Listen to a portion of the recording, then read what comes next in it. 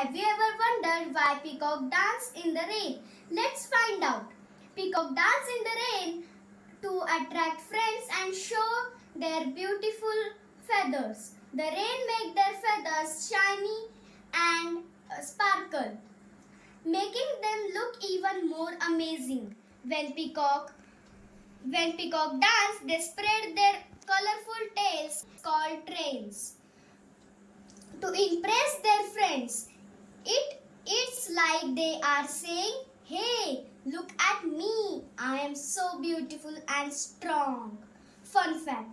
Did you know that peacock also make loud calls during their dance? It's like they are singing a happy song. So next time you see a peacock dancing in the rain, remember they are just showing off their beauty and having fun. Thanks for watching.